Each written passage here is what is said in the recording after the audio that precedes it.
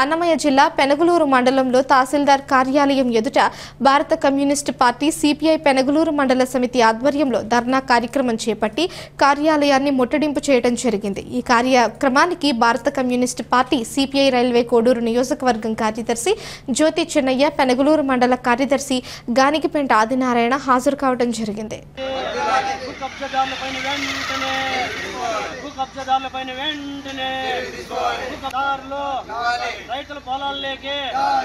పెనగలూరు మండల పరిధిలో ఈరోజు ఎక్కడ చూసినా కానీ భూదందాలు।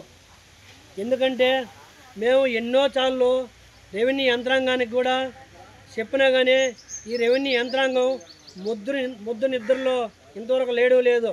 ఎందుకంటే మేము చూస్తూ ఉంటే ఈ రెవెన్యూ యంత్రాంగం చేసి వాళ్ళ ఆలోచనలు వాళ్ళవి చూస్తూ ఉంటే భూ కబ్జాదారులకు తొత్తులుగా మారి వాళ్ళు ఇచ్చిన ముడుపులు తీసుకొని లక్షలు వేల కోట్లు భూ కబ్జాదారులు దోసుకుంటుంటే వాళ్ళ కొమ్ము కాస్తున్నటువంటి ఈ రెవెన్యూ అధికారుల పైన వెంటనే పై అధికారులు చర్య తీసుకోవాలని భారత కమ్యూనిస్టు పార్టీ సిపిఐగా మేము తెలియజేసుకుంటా ఉన్నాం। ఇక్కడే మరి నలపరెడ్డిపల్లి సర్వే నెంబర్ స్టేషన్లకు పోయి కోట్లు ఎక్కి నాన్న అగసట్లు పడతామంటే మీరు గుడ్లు ఉప్పి చూడడం మీ బాధ్యతను మేము అడుగుతా ఉన్నాం।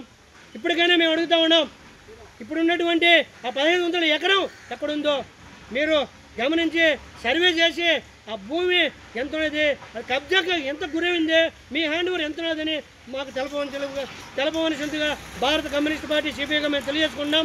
లేని పక్షంలో ఈ మండల పరిధిలో ఉన్నటువంటి ఎస్సీ ఎస్టీ బీసీ నిరుపేదైనటువంటి ప్రతి ఒక్కరిని కూడా కలుపుకొని భూమి లేని వాళ్ళు కలుపుకొని ఈ మండల తహసీల్దార్ కార్యాలయాన్ని భారీ ఎత్తున ముట్టడి 1500 భూమి గురించి ఇచ్చినాము, దారి గురించి ఇచ్చినాము। దారి 500 ఎకరం సర్వే నెంబర్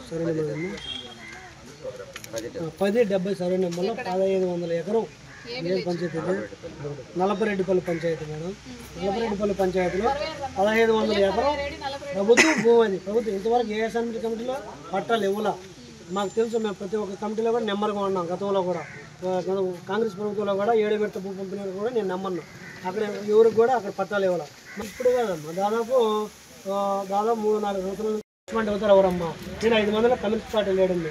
నేను ఫోన్ చేసి ఎందుకు చేస్తాను, ప్రజలకు అన్యాయం జరిగితే నేను ఫోన్ చేస్తాను అమ్మా। ఇప్పుడే కాదు 4 డేస్ నుంచి మా భూములకి దారి కావాలి, అది కూడా అదే 10% ఆ దారి లేదు। ఎవరు ఈ లోకల్ లీడర్ ఎవరు సిపిఐ ఎవరైనా తెలుసా? ఏ ఊరికి ఇతను ఎవరో తెలుసా?